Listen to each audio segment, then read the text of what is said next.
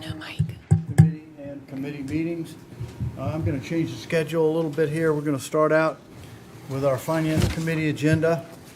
And we will go into executive session and then come back and we'll go back to our original schedule with Public Safety Committee and Planning and Public Works, and then we'll finish finance. Mr. Chairman, move for executive session, receive legal advice regarding transportation sales tax. Second.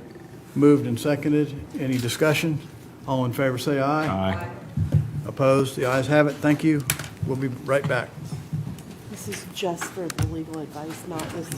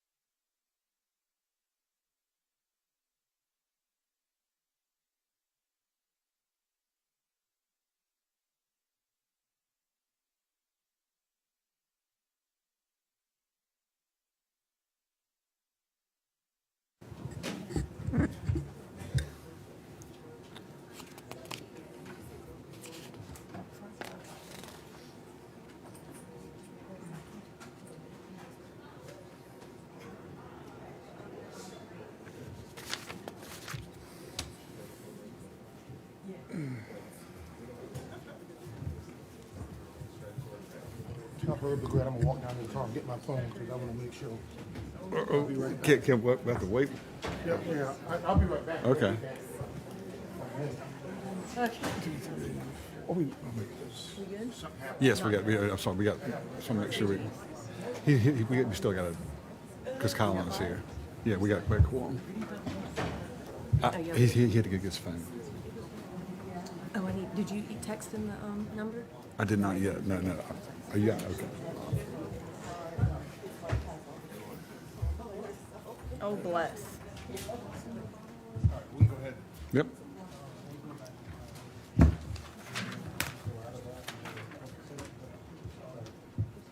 All right, we are back from our executive session. No votes were taken, we received legal advice. We're going to suspend our finance committee meeting, and we're going to go start at the very beginning of our agenda with the public safety committee meeting. Ms. Honeycutt is the chair. Good afternoon. Welcome to our public safety meeting. I chair this committee along with Mr. Boykin, Mr. Darby, Mr. Middleton, and the chair serves on all committees. So this afternoon, do I have a motion for the approval of minutes? Second. Been moved and seconded. All in favor say aye. Aye. All opposed? Thanks. All right. Motion approved. Next item on our agenda is a presentation from Emergency Communications Center, update from Mr. Lake. Good evening, council. How are y'all? After an executive session, you must be worn out. So I'm going to go through this fairly quickly, but I am more than happy to answer any questions you all have.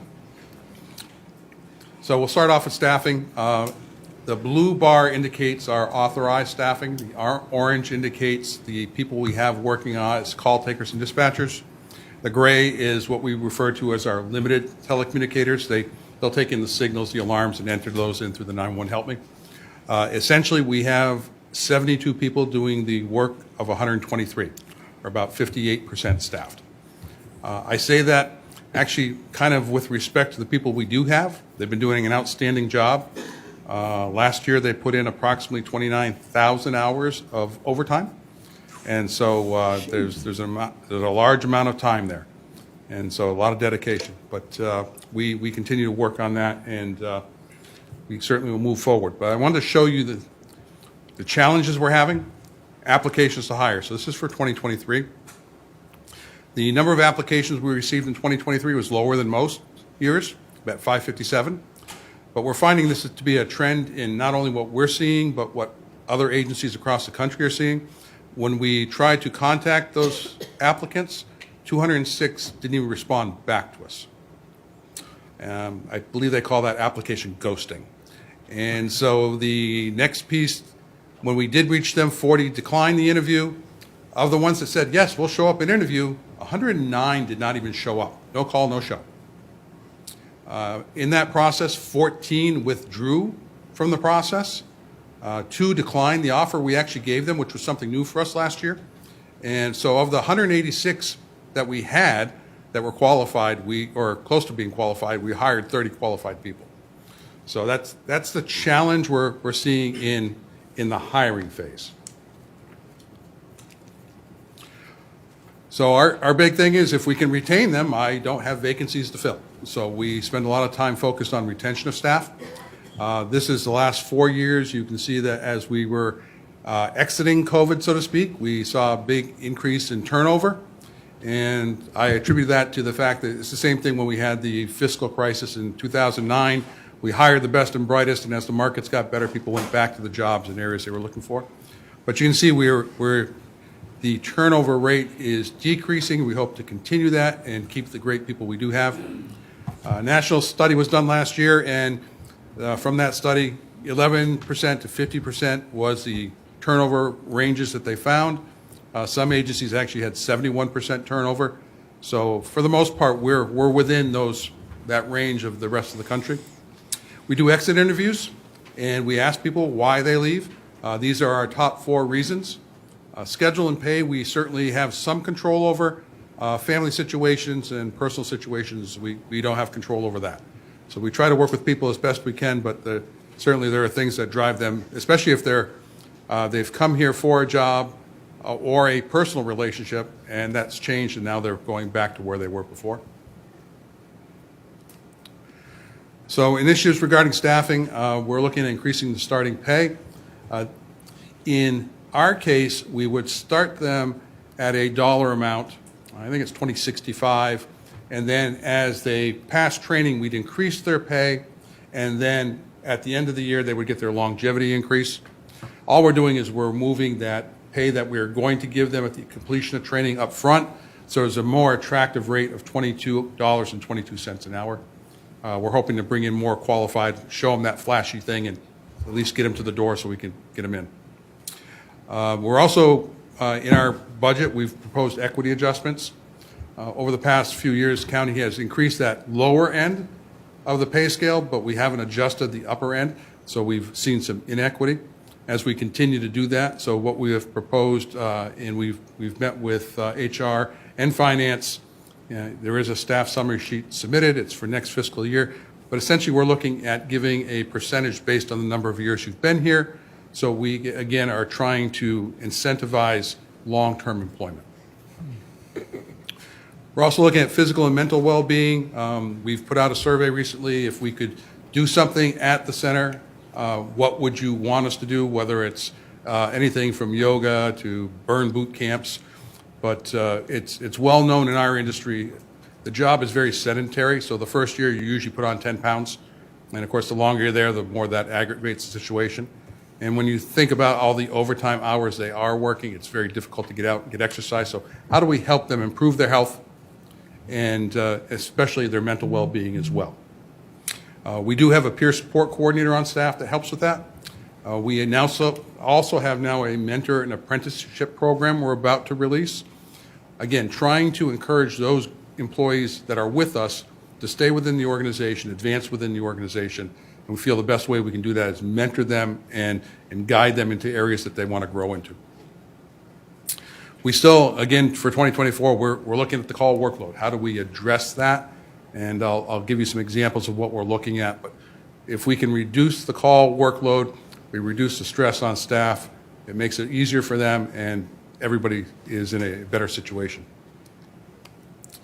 Just to give you a sense, when we talk about volumes, I wasn't sure if all members are aware of this, but this is what we do every year. So for 2023, 911 calls, over 300,000 911 calls. Text to 911 has been picking up slightly. Our 911 Help Me is really taken off. That's a really good thing for us. We're reducing the number of inbound calls and outbound calls. The outbound calls are the ones we make in support of the agencies when they ask us to contact a towing service or some other agency. 846,000 events, fire, medical, and law. So that's the volumes we're talking about, the numbers that go through the center each year. This is really great news. Based on the media log we put forward, based on the AWS Connect that we implemented, based on the 911 Help Me online reporting, and another tool I'll tell you about, we've been able to cut our administrative lines calls in half. So as you can see, in January, we're up at the 14,000 mark. We're down to the 7,000 mark, and it's continuing to go down. So the less of the admin and non-urgent calls we can be doing, it has a great impact on the center, and I'll show you some of the numbers that are turning out really well for us. Back to, I'm really proud of our staff. We implemented a towing log as well. So South Carolina law requires tow companies that tow from private property or repossessions to notify law enforcement, and I use the term strongly, law enforcement, not really us. So we created, with the law agencies, but our staff created a tow app where the tow company can actually enter that information and not call us, and then the public can actually search that to find their vehicle. So again, reducing calls to us. The tow companies love it, the public loves it because it gives them a chance to find their own information without having to go through the call process. This is our online reporting. As you can see, where the blue line was going down for phone calls, the online reporting is going up. This has taken off in ways we hadn't really expected, and it's been beneficial.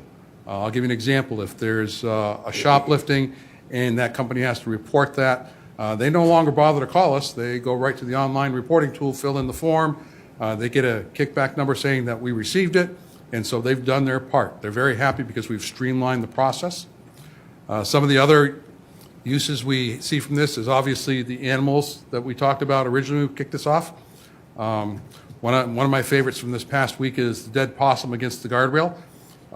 These are perfect uses for this type, so they have to be reported somewhere. Let's put it where it needs to be and get it handled. So we continue to build on this as well.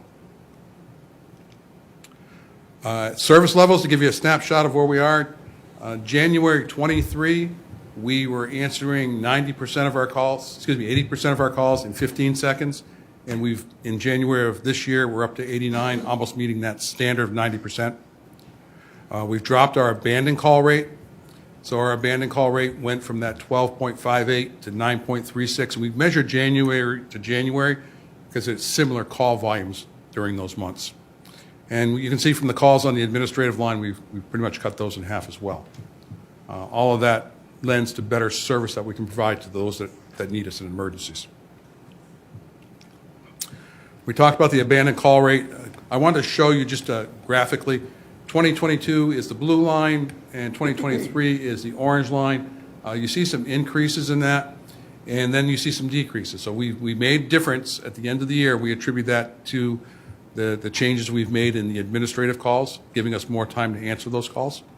But one of the things I wanted to let you know is one of the initiatives for this year is we are actually attacking the abandoned calls and the nuisance calls.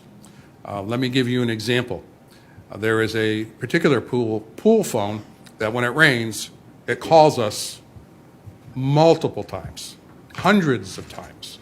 There's a particular elevator that calls us 100 times over and over again. So what we've decided is that although it might be a smaller piece of what we do, to find out exactly what the root cause problem of that is and try to address that. We have some nuisance callers. We have a couple that I definitely will not name here, but that we're working with law enforcement to try to bring charges against because they are intentionally calling us to create a nuisance and calling in false calls. So we're trying to figure out where we can make an impact on the workload so that we're more available for the emergency calls. We're in the process of implementing a new call handling solution. It's cloud-based, and in a discussion with Ms. Honeycutt, she said to me at one point, Jim, I'd really like you to know what the call is before you answer it. So we're working on that. I like a good challenge. And so one of the things that this system does is it connects with our CAD system, and we get to set the parameters. And essentially, if you're the fourth caller about the traffic accident on 26 or above, fourth caller and above, you'll get a message that says, if you're calling about the traffic accident on I-26, we have that already. If you're involved, please stay on the line. If you're not, you can stay on the line or you can disconnect.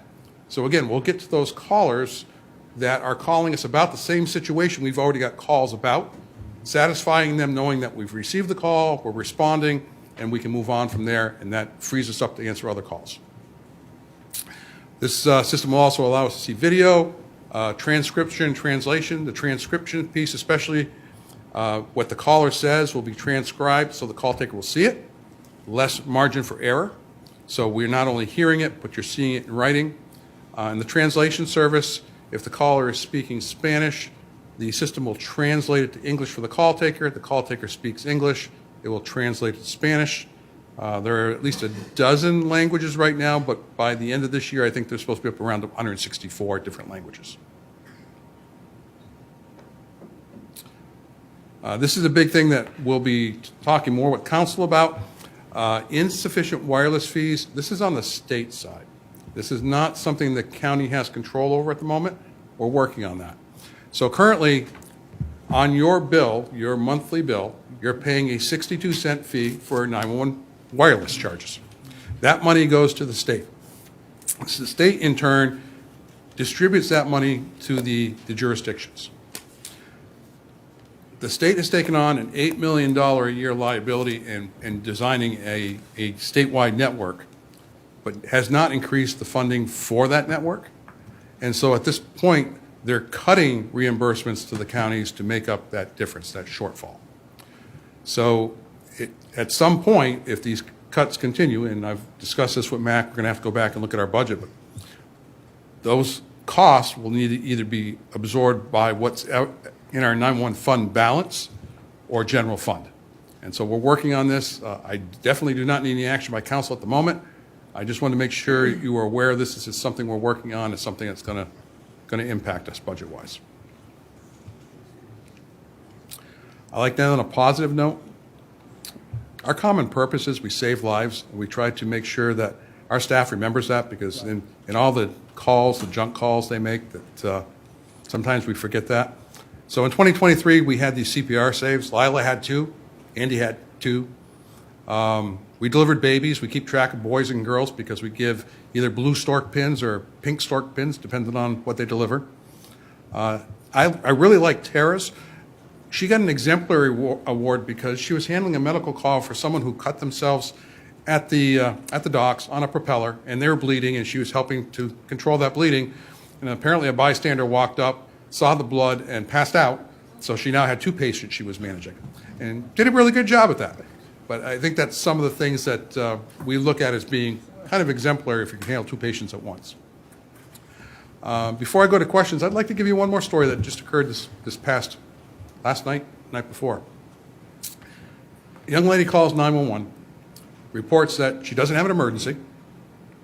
She says, it's 9 o'clock at night, it's dark, I have to walk to the store to get food for my family. I don't have service on my phone, the only people I can call is 911.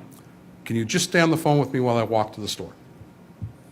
And the call taker ensured that there was no emergency, and she explained to the person calling, I'll stay on the line with you as long as I can, but I can't guarantee that. And she did, and she was very compassionate. But I give that as the example because not everything is numbers and statistics. Not everything is what you would normally think we do. Sometimes it's just comforting somebody as they walk to the store to keep them safe. And so that's what we do. I'd love questions. Any questions, council members? Those on the committee or not on the committee?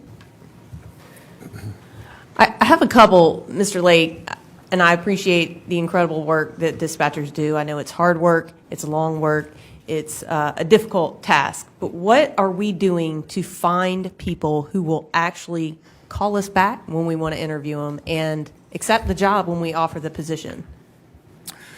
So we are at every job fair that we're aware of. We're in the school districts. We're doing all of that stuff to recruit. But to your question about calling them back, I'll give you an example of this ghosting trend, Ms. Honeycutt. We hired a young lady. We had them come in for family orientation. Her and her husband and her child came in. We talked. They were all excited. She's starting the job the next day. The next day, she doesn't show up for work. We call, she doesn't answer. We call her emergency contact. They don't answer. It just seems to be a trend that if people decide they've lost interest, they don't even bother to tell you they've lost interest. Well, what about the programs that we initiated in EMS? For instance, we have like a school you can come to now. You can get some front-end training. Do we have anything like that for dispatchers? And is that even a possibility? I mean, I don't know if folks can be in there monitoring dispatchers.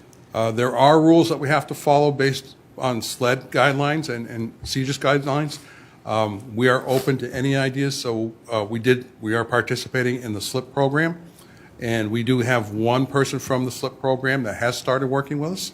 So we do look at that. We have changed our training to more of an academy type setup, so it is a graduation, but we're even finding that based on the candidates we're hiring, some of them aren't even making it through our classroom training, which is highly unusual. We generally don't get anybody that doesn't make it out of classroom training. And we're having people that are not even making it out of classroom training. How long is that? How much time have they invested to simply walk away from that? So yeah, we do our best not to walk away. So there's an 8 to 10 week classroom. Got it. And about a 3-month on the job training. But but it depends on how quickly they progress or don't progress. We definitely have a system where we just don't cut somebody loose because they can't keep up with the rest. And our limited ATCs and ATCs, if we hire somebody that's a good behavior, but they can't handle 911 calls or radio, we try to find a spot for them there. And so we do everything we can for the investment we put in to our staff or our hiring to make sure we keep those people. Nationwide, are we going beyond, I know you said you're in your trade, those kinds of things. What type of platforms are available to reach out to people that are interested specifically in this industry, even if we're poaching them from other areas? At one point, we actually would send our recruiters to other states' conferences to see their telecommunicators and try to convince them to come over. So we're not afraid of poaching if we can.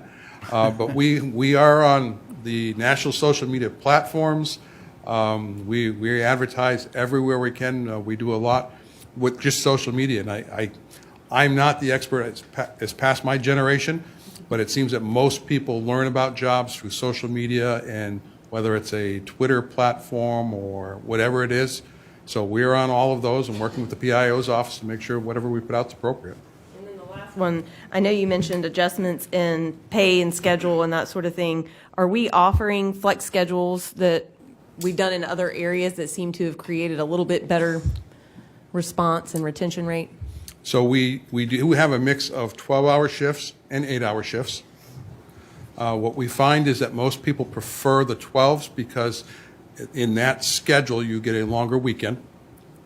But we also have off hours, so to speak. So where we find that we have more call volume, we have power shifts to try to adjust. And quite honestly, we've made some adjustments to accommodate personal situations to ensure that we can keep people on as best we can. Anybody else? Thank you so much. Appreciate You're it. very welcome. And that concludes our public safety meeting. Next up, Planning and Public Works Committee, Mr. Moody. Thank you, Mr. Sass. All members of council participate. Is there a motion for approval? Move to approve. Thank you, Mr. Middleton.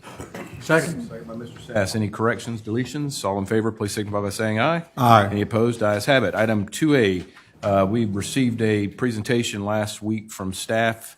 Was the pleasure of council. Yes, sir. Okay, we received the presentation, but I had some concerns about the part when they were talking about getting rid of some fossil fuels. That's right. And combustion and all that. And so if this is in this plan, I would ask that it be taken out and give us a chance to go back and look again, because that should be controlled from the federal or the state level, because I don't want my next door neighbor telling me, you know, I'm forcing them to get rid of their weed eater that runs by gas or their lawnmower for the electric. And so if that is in this plan, I can't support that. I would ask that be taken out, and I would vote on everything else. But I don't want to look at wind and solar as the only means of energy, because, you know, don't care what other people say, you know, gasoline and all this stuff, it's going to be needed. And so if that's in this plan, if somebody staff can tell me, is it still in here? If it is, I'd like for it to be removed, and we can discuss that at another date. Mr. Chair, as the person is coming, I would conversely, on the other flip side of that, say, no, I don't want it taken out. I want it to remain in. And I was going to ask staff myself, again, I did hear the conversations last week of individuals requesting that it be taken out. But certainly when you look at our overarching plan, especially as it relates to climate action, as it relates to emissions and lowering those, we saw, you know, very credible presentations weeks ago that we'll never get to a net zero, but at the same token, we could try to do the best we can. And please excuse my voice. I have a tumor in my throat that I'm getting worked on. Always something, right?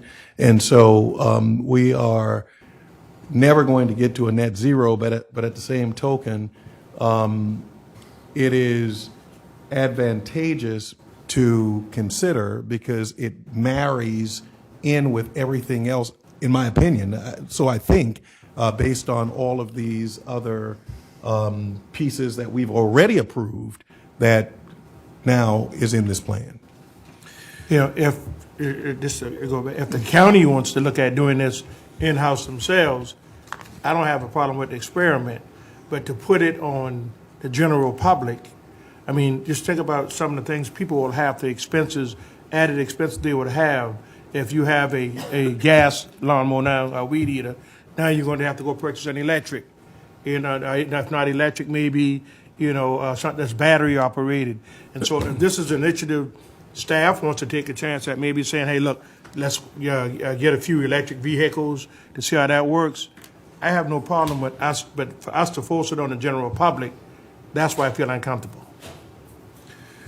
I'd love to hear what staff is saying, because I don't think it's a forcing on the general public. I thought that there was a gradual trajectory based on time that we were hoping to phase some of these things in. I thought that the county itself was looking to be an umbrella or convener of some of these incentives that would encourage individuals, particularly in the unincorporated area, but definitely when you look at municipalities, the municipalities also are doing some of these sustainable resiliency efforts. And let me give you an example, and then I'll turn over. Let's have this comment. Let's I had a gentleman saw me in the grocery store, and he says, "Hey, I need some help." And I said, "What's going on?" He says, "Well, I can't get my home insured because I put solar panels on the roof, and now they won't insure me." And so, those things are great if an individual wants to do that themselves. But I think, forcing it on the general public is not the way to do it. If we got some kind of incentive to say the county is doing this, maybe you might want to do it, but I don't want it to be mandatory. I want it to be voluntary. And I see Mr. Let me go to Mr. Werman. I see him online. He's got his hand up. Mr. Werman. Yeah, just a moment here. Yeah, so I think maybe all I was going to add was just to maybe turn it over to staff as well, because I'm kind of like looking through certainly our current plan, and I don't really see where we're mandating anything. I mean, it's talking about a number of things under the energy element. So I guess maybe just turn it over to staff, and I know that's where this was going either way, to just kind of give us an idea of what the actual sort of strategies that are identified, what changes, again, I know that this was presented before, but what changes to the energy element are y'all proposing, and maybe just kind of get a little bit more of a concrete discussion of what's going on here, because I got to say I don't know exactly where we're saying that folks need to turn over their gas lawnmowers, but there is I haven't read through the whole thing. I'm just trying to skim it right now, so I might be wrong. Sure. Yes, thank you. Yeah. So the energy and sustainability element, the energy element has been in the plan since 2010. We're adding sustainability to it as a component of it. It really is more of an overarching sort of set of strategies and goals for the county, nothing as specific as what maybe Mr. Pryor was talking about. So, but you can see here, I can go over all of the changes. All the changes are shown in purple. This is the element goal. So what the goal is proposed to now read is that Charleston County will emphasize and invest in the future use of alternative energy sources and energy conservation measures that benefit our communities and reflect our responsibility to steward our natural resources with future generations in mind. That's the goal statement. Oh, sure. Yep. Go ahead. Yes, I have Mr. a Drummond. question. Go ahead. Thank you. Please define invest. Yeah, that's what I want to know. Invest. About investment is the question. Well, we've got the strategies that implement that goal, so we'll talk about that a little later on, but that's ultimately up to what council wants that to be. So as you remember at the public hearing, we talked about some language that's proposed to come out of the background section. Each element has a description of sort of where we are today with things. So you heard Mr. Jones talking about this section about greenhouse gas emissions. So that text will be removed from the background. So it's more informational, educational type information that's coming out in this portion of it. And then each element also has a set of need statements. And for the energy element, the only one that's proposed to be changed is shown here. It's the third need statement, and that is proposed to state that educating the public and county employees on the importance of greenhouse gas emission reduction by using alternative energy sources and through energy conservation. The element doesn't say that we only have to use certain types of sources. It talks about all the sources, including the fossil fuels that we have today. And then it talks about alternatives to those. And then the addition of some strategies, which are shown here, that really are meant to sort of support the sustainability efforts that the county has put in motion. So this first one is to coordinate energy reduction and sustainability-related efforts within the county and across jurisdictional boundaries. There are 2 action items under this one, and that is to develop a climate action plan, the purposes of which include setting a greenhouse gas emissions reduction goal, establishing a time frame to meet that established goal, and listing activities that will be implemented to accomplish the goal. Form multiple stakeholder groups focused around topic areas like buildings, transportation, and waste management that include members from the 16 municipalities located geographically within the county to help develop the plan. The second action item is to work with other jurisdictions on joint programs and activities as applicable, such as educational events, public charging stations for Charleston County residents, and so forth. And then the second strategy that's proposed is shown here. It's to identify energy reduction programs and activities the Charleston County government can implement to reduce the county's greenhouse gas emissions. It has 3 action items. The first one is to incorporate energy-reducing projects in the annual capital improvement plan for existing and new buildings. This includes conducting an energy and water usage audit for all major county facilities to establish a baseline of energy and water use in order to recommend necessary reductions. The second is to support departments who are interested in electric vehicles for fleet replacement. And the third is to develop a sustainable purchasing policy that focuses on environmental considerations in Charleston County government purchasing, along with the traditional concerns of price, performance, and availability. And the third strategy is to identify activities to reduce landfill emissions from the Bees Ferry landfill. And the 3 action items include promoting and educating about the importance of recycling to county employees and residents through the Green Liaisons program and additional outreach efforts. The second is to promote composting by providing Charleston County residents more access to drop-off composting and education about at-home composting. And the last one is to explore opportunities for landfill gas capture projects. This may be just an issue of terminology and language, and I would throw this out as a possible, maybe an amendment, perhaps, that rather than what's stated in that element, that maybe something more along the lines of that Charleston County will explore and engage in testing and trials for possible alternative energy solutions, and would implement those where it is fiscally responsible and practical to do so. Something along that where we want to do this, but we don't want to make a broad blanket statement that we're going to do it without, if it doesn't fit, I guess that's what I'm saying. I agree that there are things that we can do and should do, but maybe somewhere in the middle is where we need to go as far as we're not tying our hands, but we are opening the door to pursue these things and saying that we would pursue them. And where they fit, where they work, for us, we would implement them. Right. Is that a motion? Well, Or is that for discussion? for discussion. How about Okay, it? Mrs. Honeycutt. Sure. So I have a different issue before the motion's on the table. And in the land use table at the end at the map, Andrea may be able to bring it up. Ms. Millicent. There.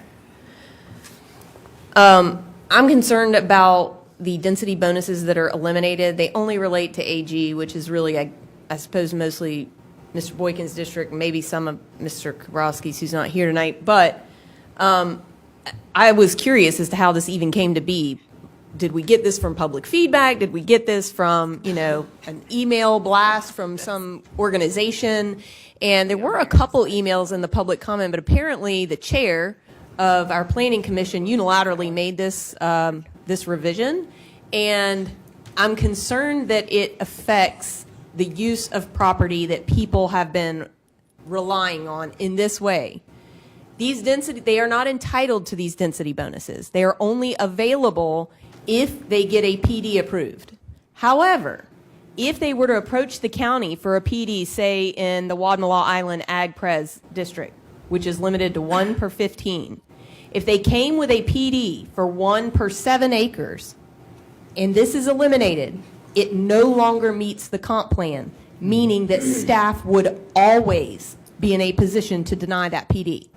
I think that's unfair to people that own land out there and who have been, they may have every intention of keeping this and passing this on to their future generations, and they could have had it for decades or hundreds of years before.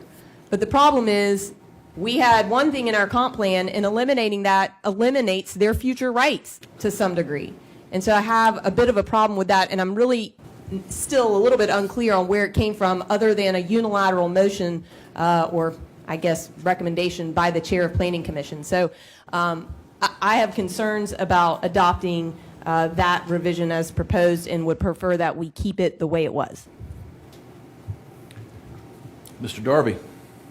Does the state have an energy element in its comp plan? I don't believe the state has a comprehensive plan, but our sustainability officer could tell us if there is some sort of energy element that's comparable to what we have at the state level. Do you know?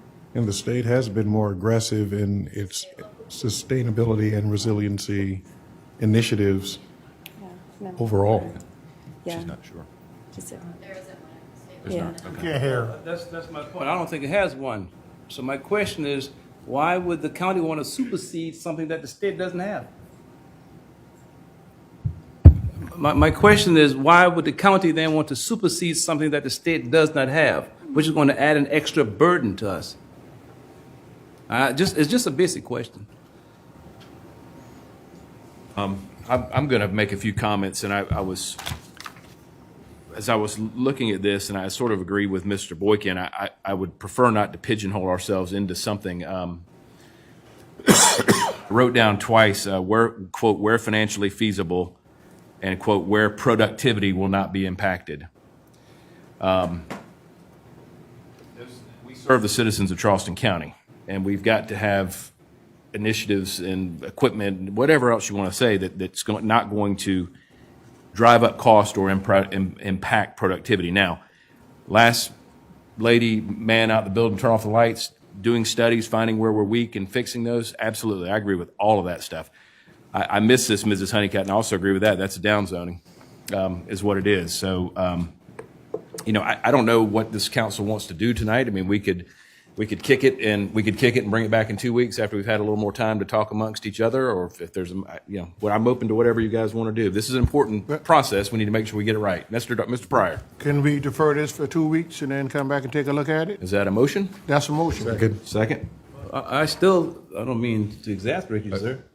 Well, we got motion, second, discussion. But I wasn't finished. Okay, I'm sorry. Go ahead, Okay, sir. discussion. Yes, sir. Speak your mind.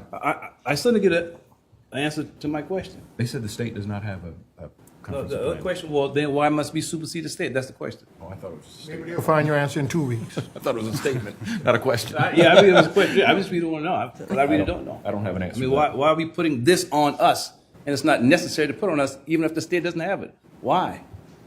So that would be my argument. Conversely, I concur with Mr. Pryor, because in time, they would want to do what you were just saying. So yes, I agree with you wholeheartedly, sir. And it needs not to be in our plan. So we've got a motion to defer for 2 weeks. People on this council think they need to take it. Keep it on the calendar for 2 weeks. That way we bring it back and talk about it again. I don't think we want to kick it indefinitely, but All let's. right, that's fine. 2 weeks, that's a Okay, motion. motion seconded. More discussion. Mr. Werman. Oh, I raised my hand a little bit before the motion that's currently on the table. So I'm sorry about that, sir. no, it's not a problem. I think this is totally fine. And so I'm not voting tonight, but I think happy to discuss some of this a little bit more. Maybe when I can be with y'all in person. But if folks want to take a little more time, maybe that would be for the best. So thanks. Any other comments? All right, motion to defer. All those in favor, please signify by saying aye. Aye. Any opposed? Ayes have it. Mr. Chairman, Finance Committee. Thank you, sir. We are back to our Finance Committee agenda. First item, approval of Move minutes. for approval. Second. Moved by Mr. Pryor, seconded by Reverend Moody. Middleton. Trying to beat him. He's Moody. beating me a lot lately. We'll give it to Moody. Hearing none, all in favor say aye. Aye. Against? Ayes in favor, thank you. Number 2, consent agenda. Move to approve A through D. Second. Moved by Reverend Middleton, seconded by Mr. Pryor. Any discussion? Mr. Moody? Just wanted to thank, people getting on the grant train, and I like it. Mr. Kramer, keep finding them. Library folks, they're finding grants. Every time you find something, that's less taxpayers got to fund, so thank you. You got a little taste for it, keep going. Anything further? All in favor, say aye. Aye. Opposed? The ayes have it. Thank you very much. Number 3, general services, historic preservation related fee ordinance amendments. Request to consider. What is this about?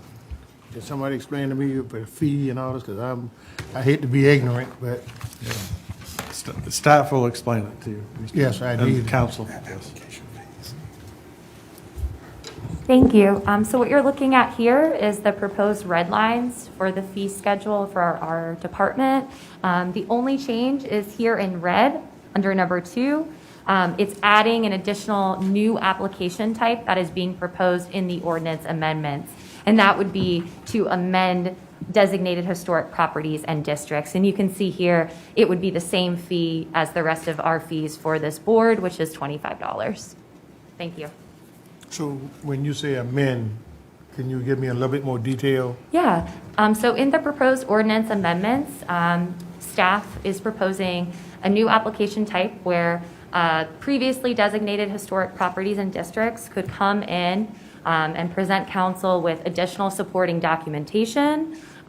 They could also formally codify contributing historic resources within the district boundaries, and also additional documents such as area character appraisals could formally be adopted by county council.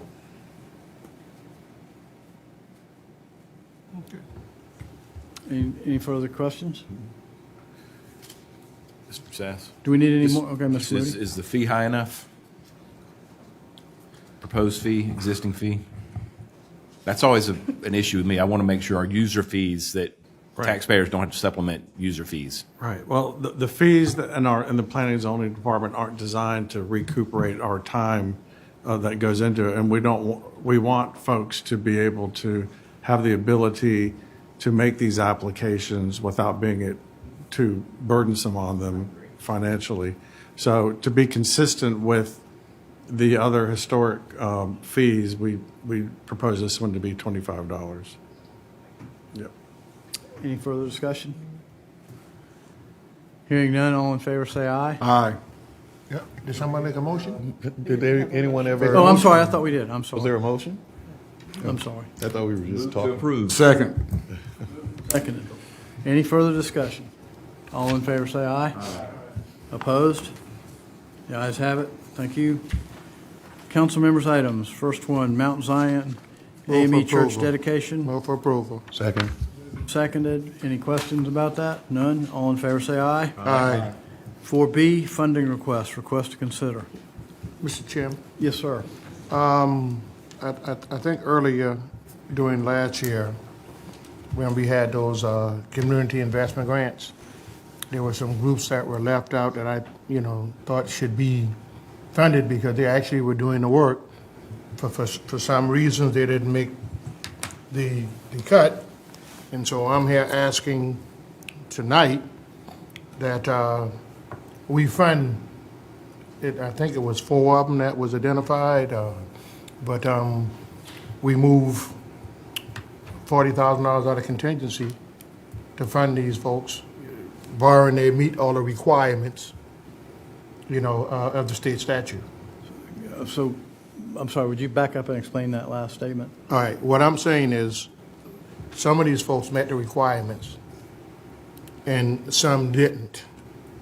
So given the opportunity that the work that they're doing in the community, I think Asafo was one, and then the Resource Center, those folks were always funded, but it was the way the calculation was done, they didn't receive funding. And then we had a request, so I'm saying if we can move the money and these folks meet the criteria, that they'd be funded. And That's a motion here. Second.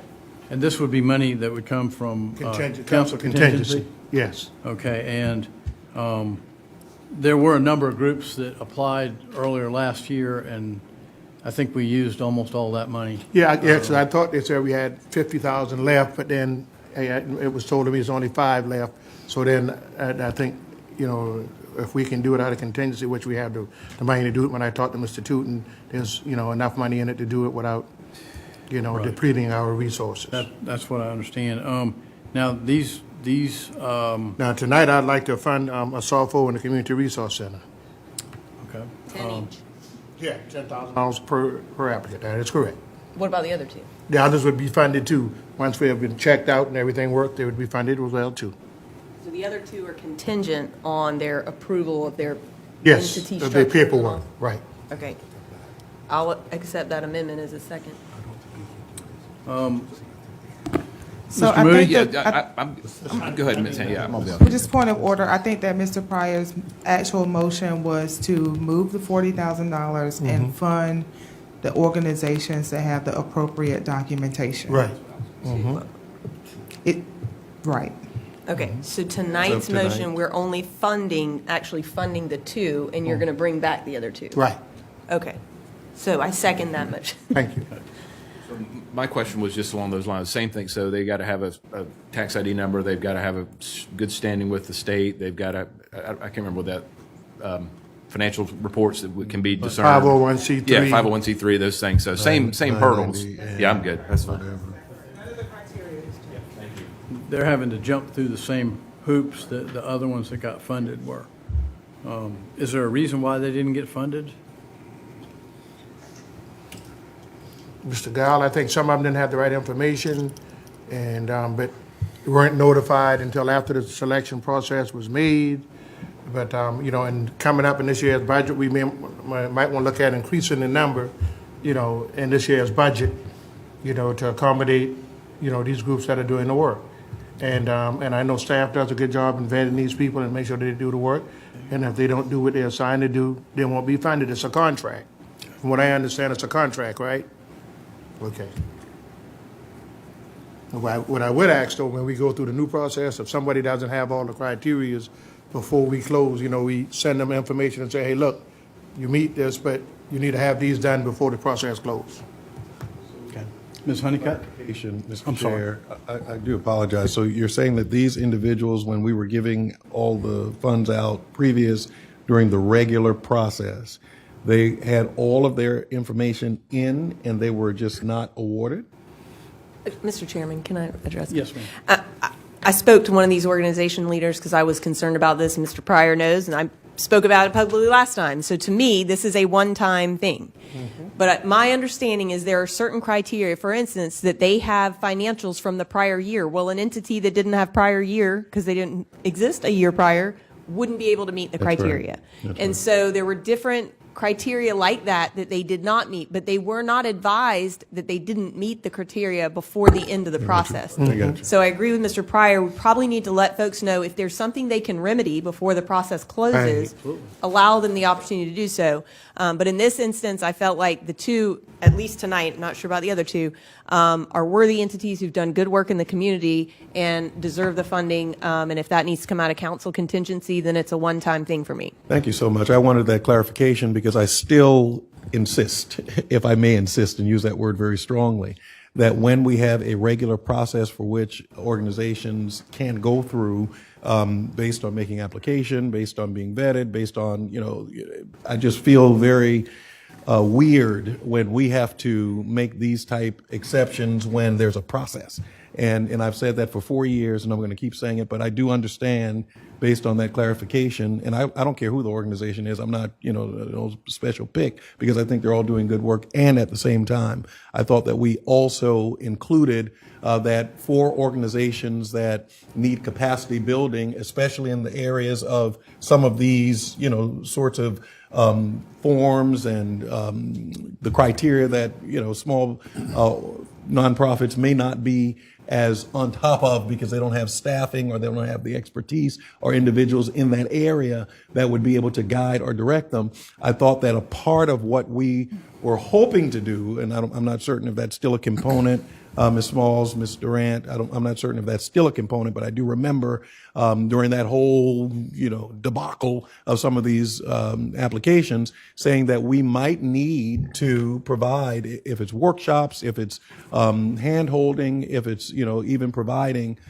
staff, not our staff, but, something. If we had a liaison that could, help them in that way, then that would be appropriate, because again, if we want successful applications coming from organizations that may not have the strength and capacity and staff to really write these things well and provide paperwork based on the requirements, then we might need to help them do that. But I do understand now and support that. But I don't want us to keep doing this and wish for us to just let them make application, let it go through the regular process through staff, and not approach council persons so that we could then, subvert that process. Mr. Chair, Yes, sir. just to make sure I'm clear, following up on Ms. Honeycutt's point, Mr. Pryor, you would consent or agree to that these particular entities would be ineligible to come back next year and get funds from council contingency? Of course. Thanks, sir. Okay, Of I will course. support But- this. but- Okay. And another Yes, sir. reason too, Okay. to piggyback on what Reverend Middleton is saying is, remember when we first started this, these were for the smaller groups. But now they have been enshrined with the big groups, like they got to compete against 180 Place, they got to compete against the food bank. And, so what I would think this council needs to do, and we can take this up at another time, is set a cap. This is for the smaller communities investment, and the people that actually works in the community. Then we need to put a cap and say, if your organization makes more than $300,000, you can't apply for this. And I thought that's the way it was intended. And so we want to go back to that, because these are the grassroots people that actually work in the neighborhoods and get the things done. If we had to do it ourselves, it would cost us 5 to 10 times as much. Thank you, Mr. Chairman. If I'm correct here, don't let me mess this up too much. To address what Mr. Pryor said earlier, sir, we've met, twice this week about the program. It's going to be basically a computer program that we're trying to do for these applicants, that it's going to be like an instantaneous, okay, this isn't correct, so things are getting done. Is that a fair description, Mac? Yes, sir. I mean, Mr. Guile, sorry, Mr. Darby. Thank you, Mr. Dutton. That's all you asked. Okay. And Any then we can further? address the number later on, Mr. Chairman. Anything further? Mr. Darby, I believe. Now, it just reminded me of, in terms of we could put certain organizations into categories. A lot of people are not, as an example, a lot of people are not privy to what they call, there's from the state of South Carolina, something called the Education Oversight Committee. And it reminds me of this. And there was a time when Title I schools were compared to other Title I schools in terms of improvements, in terms of report card. But the Education Oversight Committee, with its educational biases toward poor schools, they said, we're not going to do categories in there. We're going to compare all schools under one umbrella.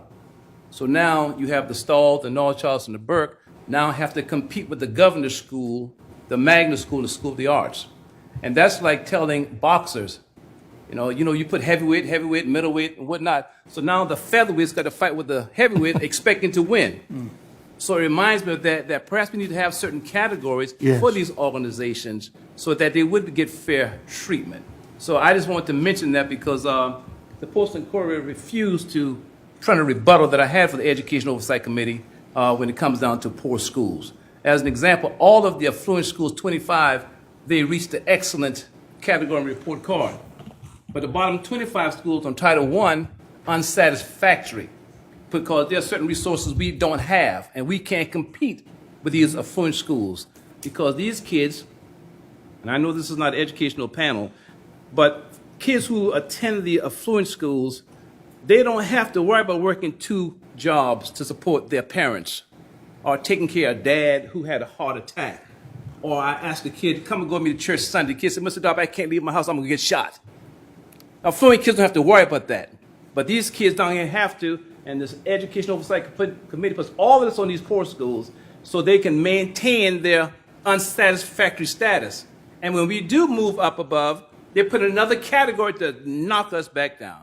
And that's the way it was North Charleston, Burke, and Stall. Every time we move up, the Education Oversight Committee finds something to knock us down so that we'll maintain unsatisfactory. And I just think it's terrible when we're going to just put everybody in the same category. So it's just an idea if we can put various organizations into various categories. And I wish that the lawyers would help us out sometime with these educational situations. I'm not going to call Ms. Honeycutt Ham and all Ms. Ham name and all the lawyers. I did. I apologize.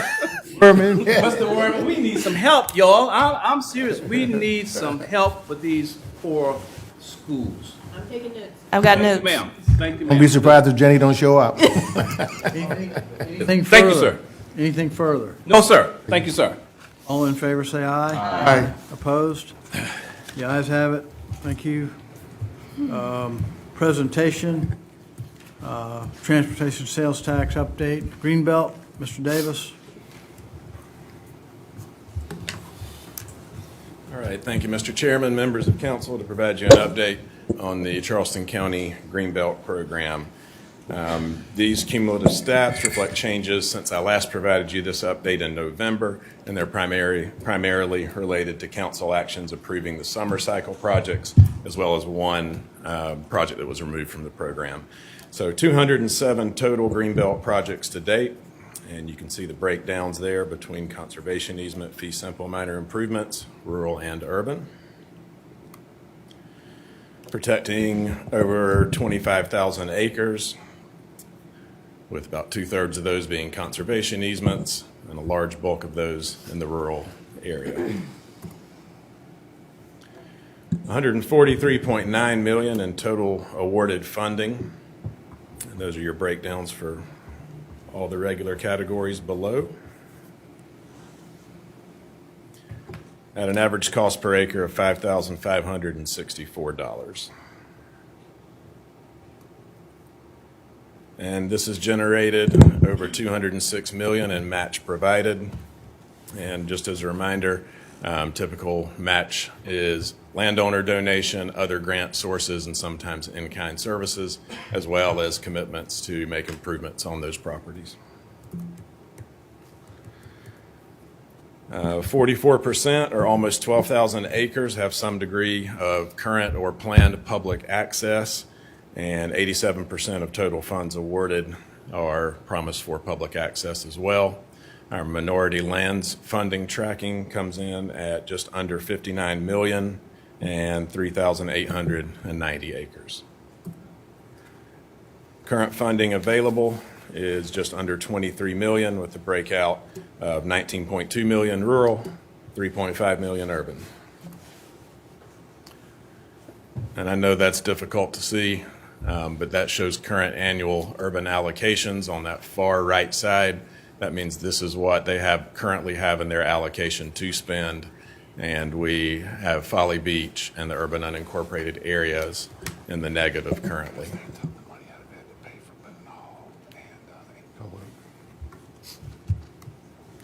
And the next slide is projected remaining funds.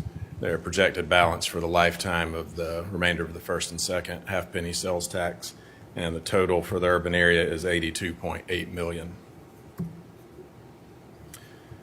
This is our goal status, and just like last time, we've exceeded our goals. One overall, in that over 30% of the county's lands are protected, and then in those subcategories of national forests, wetlands, and county parks are exceeded as well. I'm still working and making progress towards rural lands, urban lands, and corridors. And just as a note, at the GAB meeting last week, that advisory board did direct staff to do some research for them and come back at their next meeting in April. They may want to consider recalibrating some of these goals as they were initially developed back in 2006. And since November, we've closed on 4 parcels: Woodmere, which is in West Ashley, City of Charleston project, the Bradham Tract on James Island, Beefield Community also in James Island, and the North Bridge properties. That's a City of North Charleston project right here at the North Bridge. And then we still have 13 projects that are pending closing. 3 of those related to Betsy Carson Nature Trail, and it appears those are coming up very soon. Several other sites, including 6 Mount Pleasant Way sections. And then we just closed our winter cycle back on January 26th.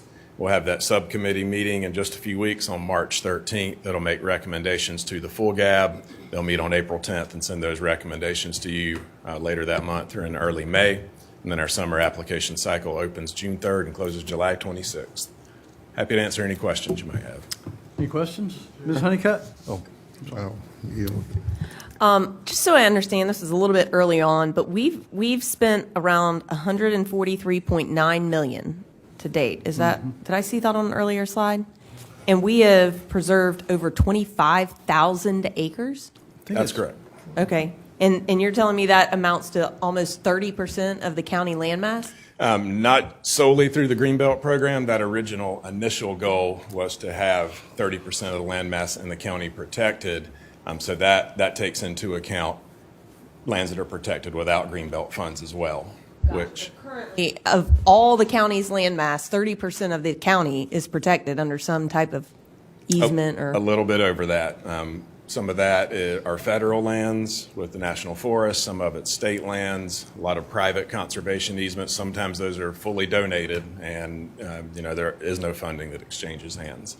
My comment is, I just think this is an incredible program, and I think to myself what another $400 million could do if the referendum passes in November. Thank you. Good work, Jenny. Thank you. Reverend Middleton? Thank you so much, and I always appreciate this presentation in particular. If you can go back to the slide that gives us the categorical, right about there, the one before that. No, go back right there. Where, and then we can advance in a minute, but I'm so concerned about certain municipalities that have like a negative balance, which then if this were, because all the funds are in one pot, right? And you're kind of borrowing against, for lack of a better word, municipalities that either have projects that are actively currently underway, or those that, just have, they have allocations, or they have monies to use, but they're not using them based on not being awarded or whatever the case is.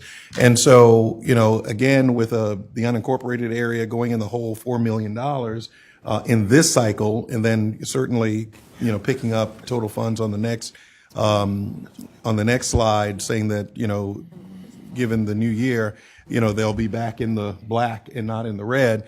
My concern always is for those municipalities that potentially could have projects, may not have made applications, or maybe they did make applications. And I know that I've been working with several, municipalities that, based on lack of understanding or based on not having persons, just like we talked about categorically. I graduated from Burke High School myself, so, I guess I would be in a category too, I guess. But at the same token, looking at those municipalities that are not like a Charleston or a North Charleston having full staff and, departments and people who are able to, really vision and strategize for some of these Greenbelt funds, and a municipality like Lincolnville, for example, or some smaller municipalities that, struggle with those applications every single time, and definitely have projects, surely have needs and have areas that can be well protected, but because of the application process, the funds aren't, I'm just using that as one example, but because of the application process, those funds may not ever be released to them or used by them or awarded to them because they have not identified those projects or made those applications. So my concern always becomes where others, because we've seen it with Charleston in years past, we've seen it with other municipalities, North Charleston as well, that they've kind of borrowed against the bank and used those funds, and where other municipalities, bless you, could have used them if they made those awards, or if they knew that those funds were available, to them, they could have planned differently. And that's always, I will always raise that, just as an issue. Understood. And we do, We do treat it like as if the cash flow is there, then we allow them to apply, even if they're requesting more than what they currently have available. And those projects are considered by the advisory board and you all as they come in. We looked at some type of policy to prevent forward spending and haven't been able to get to agreement on the GAB. This was part of the discussion last week. They just decided to continue to take those as they come and hopefully make informed decisions on their recommendations at that time. So it is something that we are looking at. I'm glad you mentioned Lincolnville. They actually have an application in the current cycle. We met with them 3 times and trying to help them get their application together and make sure they fully understood that process. We also just launched a new application system that everyone is telling us is much more streamlined and simpler for them to figure out as well. Third thing I would note is that with the new strategic plan, one of Greenbelt's goals in that plan is to increase our outreach, not just to the municipalities, but to our smaller community organizations and support them as well. Wanted to at least note that for the record, because that has been an area for the last 4 years that I've been working very closely with some of these municipalities, and these are excellent projects, wonderful programs, but sometimes they don't extend as far out as we would like for them to go. Thank you, Reverend. Go ahead. Because I just want to piggyback. I'm working with the mayor as well myself. Since you left and it's in my district, I've talked to him several times, and since my daughter's progressing real well now, I told him I'm going to set up a meeting with them in March sometime to just do what you say, help them move to get to where they need to be. So thank you again. Mr. Davis, I have a question, and maybe I just wrote this down wrong, but I think I understood that we have about $83 million still remaining. It hadn't been promised. So that's just on the urban side. That's on the urban side. So that's the projected lifetime remaining balance on the urban side. And I apologize, but I do not have the rural number on hand. I'll be happy to get that to you. Okay. And of course, we have another half-cent sales tax with a much larger Greenbelt portion, if coming up. So I think there'll be, a lot of money, and we should take advantage of this. And really, there's a lot of places where we need to find projects to conserve more green space. So, thank you. Any further questions? Yeah, Mr. Chair, I was going to ask that because, instead of also always, having municipalities, groups, whoever bring projects to us, we're in this county too, right? And so as it relates to just overarching strategic outreach, on our own, we can kind of peer over the whole county and say, well, hey, these seem to be areas, and I don't know, it just seems like something more than just waiting for the mountain to come to Muhammad. So one thing we do often is if we have landowners that are interested in conserving their property and they approach us, then we try and link them up with an appropriate organization that is an eligible Greenbelt Fund recipient that can actually apply for those funds. And several projects have gone through in that manner. Right. But they've come to you. Yes, sir. But I'm saying us looking at the landscape and then being a little bit more. Yeah.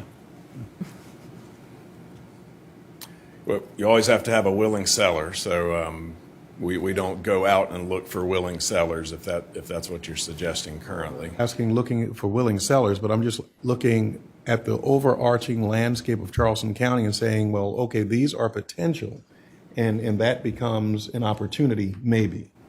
Sure. We do have priority areas, and that's reflected in the application as far as how it's scored. Those goals that we mentioned earlier.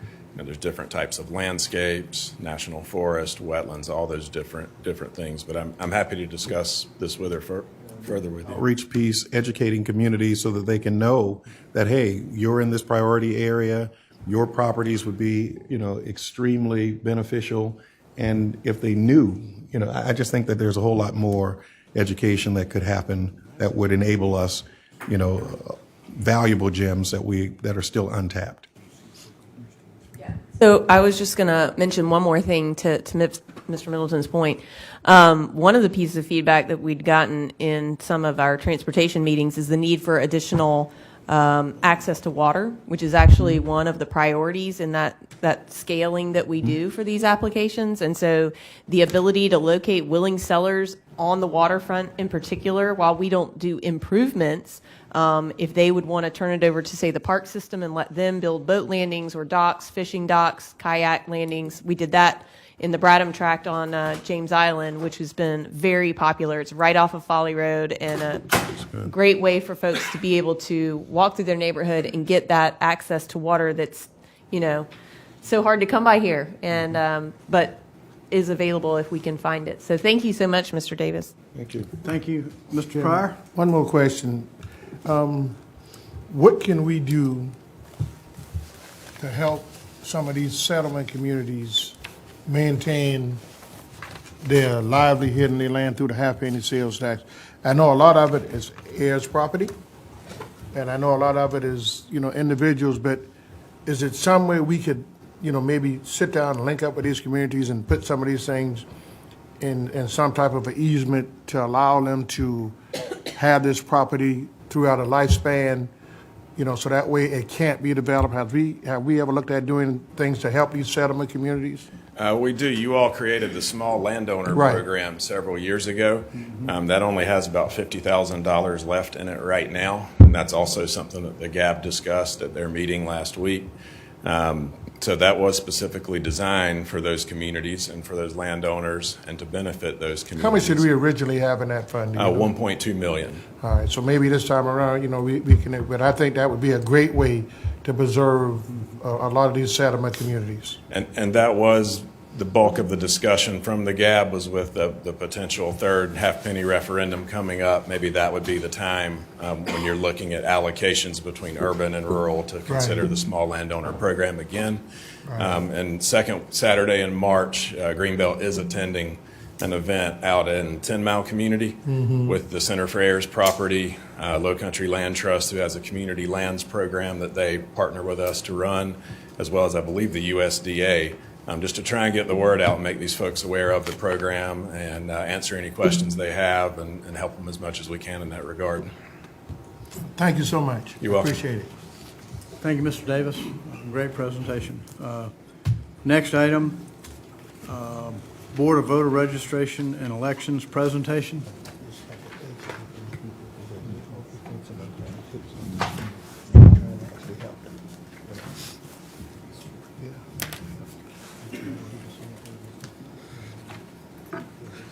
Good evening, everyone. First of all, we just wrapped up early voting for the Republican primary. It ended at 6 p.m. tonight. So we're kind of in the clear until Saturday, when we have pretty high turnout we're expecting.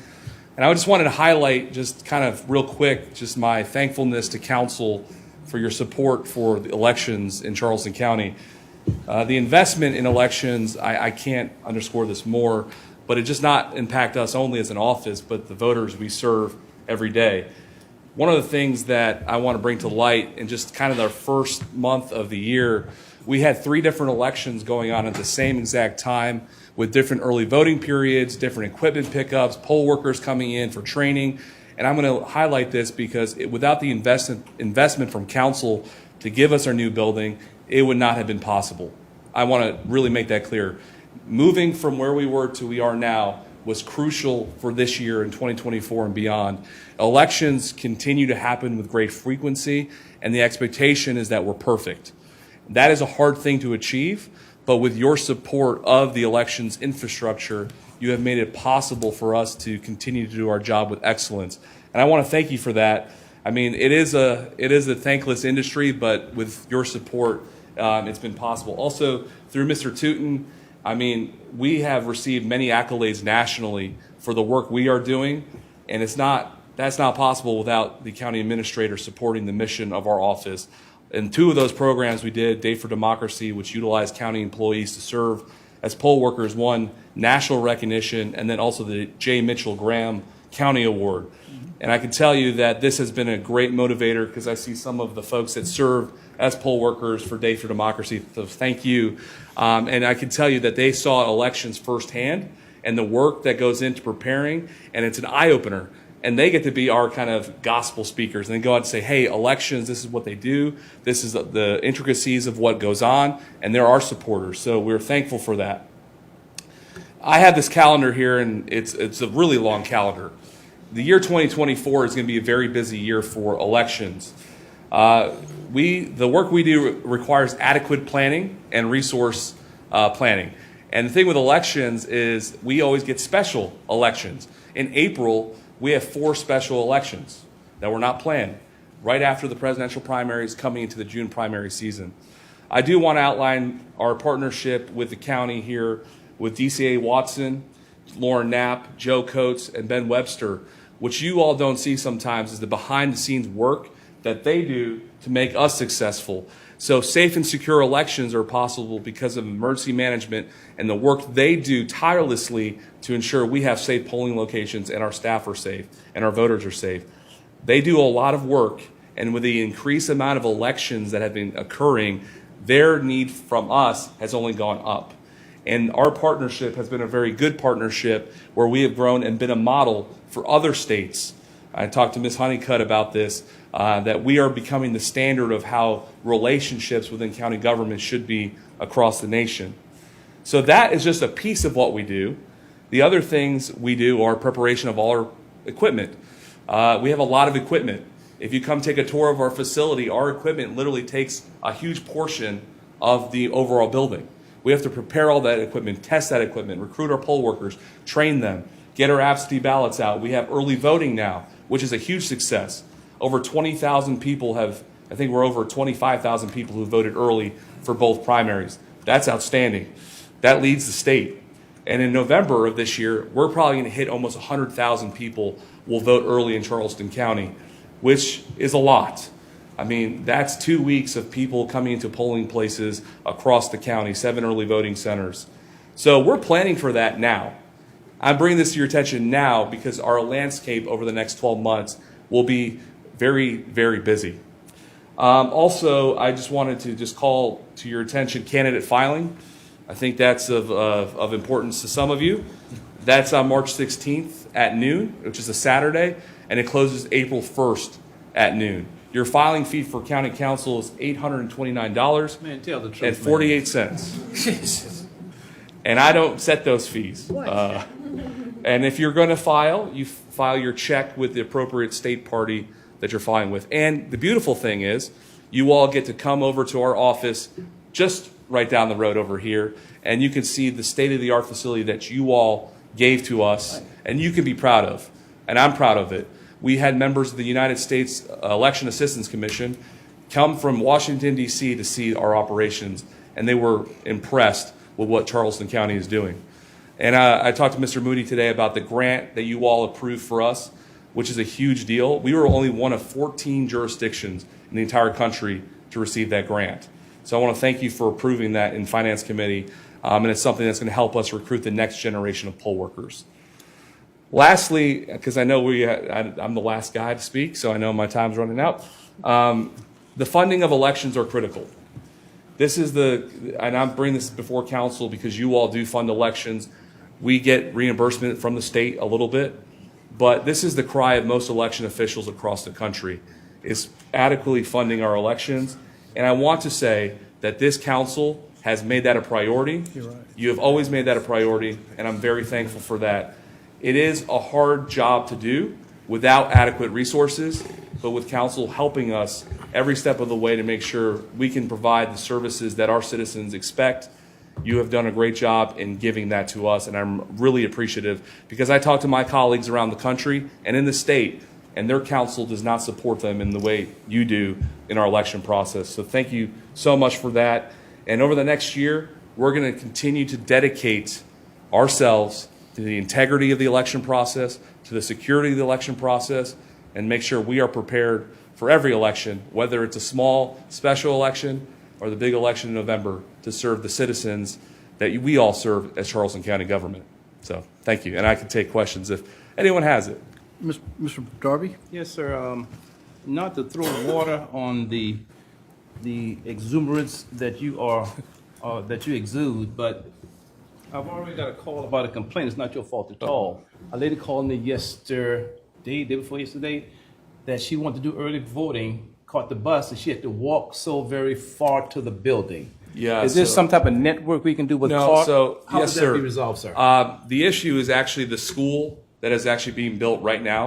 Uh-huh. And I'm actually working with CARTA to get a bus stop that goes right to Okay. our office. Because right now, what the CARTA stop was which is also a really good benefit of that. So prior to the school moving in, the CARTA line would actually come right next to our parking lot, but they fenced all of that in for their construction. So nobody can actually access that right now. And I plan to be talking with CARTA to work through Thank you, sir. how we can serve voters who need bus access. Thank you, sir. Mr. Rudy? Thank you, Mr. Chairman. Mr. Kramer, thank you for being here tonight. What can we do, if anything, about some of these one-off races? And part two of that is, do some of these municipalities, do they pay for us for what we do? Do they cover their costs? But I guess I'm trying to figure out, how do we lump more together, so you're just going through, so we don't have the town of Meggett one week and then the Seabrook Island the next week and Charleston, that we get them all timed up so we're doing it all at one time. Well, that's a great timely question, sir. We have three municipalities that are not in November of odd years, and we are working to move them all into November. And part of that is actually the county will not be supporting their elections anymore unless they move to November. They have their own election commissions. So the thing is, if you want the county to run your elections, you have to move to November and give us that authority to do that. The reimbursement does not change. And just want to note, and I know Mr. Guile can vouch for me and also finance, this office has brought in more revenue with municipal election reimbursement than the history of the office has seen. We're over the projections because we bill them how they should be billed. Good. And that is something that was my priority when I became director, was to give the county the proper share of what we do, and we have been doing that. And then there's a bigger movement, which I've been advocating with the legislature, to get coordinated election schedule. So you don't have an election every Tuesday. We can have quarterly dates, and that will make it more efficient and better resource sharing. So that will be something that the legislature will have to address, but would love your support as council to say, hey, we have way too many elections. And you can look at this calendar and be like, wow, you have 10 elections in the first 3 months of the first year of 2024 of an even year. Thank you. Mr. Chairman. Anyone else? Mr. Yeah, Carr? Isaac, well, Mr. Kramer, sorry, That's Mr. fine. Darby. You might want to talk to Ron Mitchum. He has a van pool that's sitting over there. And maybe, to Mr. Darby's point, those elderly folks can maybe call a number, and it's maybe somewhere we can team up with them to pick them up and take them to the poll and then take them back if they want to early vote. Because he's right, that is a long walk, if you get around there. So I'm just, making a suggestion, maybe reach out to him, because I know they do some work through Uber and all these other Yes, sir. stuff like that too. So he's got a ton of those vans that's out there. We don't want transportation to be a barrier to any voter. Right. And So- and we don't want that. So, and the beautiful thing is, with this new building that we received from council, thank you, the CARTA line now comes really close. Before, they had to cross 4 lanes of traffic Right. and walk down Headquarters Road, which we know now is under phase 1 and 2, Mm-hmm. and there's no way you can get to the old elections building without hitting a tractor or something, That's correct. which they're doing a great job over there. It's certainly really good. Thank you, Mr. Chairman. Anything further? Mr. Kramer, I'd like to congratulate you. You do a great job, and we certainly appreciate your enthusiasm and the great job y'all do. You have a great staff, and we're excited that you're a big part of this and that you're doing this. So we appreciate it. Thank you, sir. Thank you very much. I understand we have a need for, No, we've done his act. we have a need for another executive session, and this is to receive, Ms. Ham, this is, To receive legal advice with regards to the Board of Voter Registration and Elections. We separated the 2 executive sessions because we had a guest present at the first one and wanted to make sure that she got on the road timely, for awareness purposes. and we had to have this presentation before we could go into executive So session. moved. So, moved and seconded. All in favor, say aye. Is it for legal advice or security measures? Security measures. I apologize, counsel. Thank you very much, Madam Clerk. This is actually for security measures, for a discussion of security measures for the Election Commission. Okay. All you gotta do is hire me. Moved and seconded. All in favor, say aye. Aye. Thank you. We'll be back from executive session. I don't see any reason.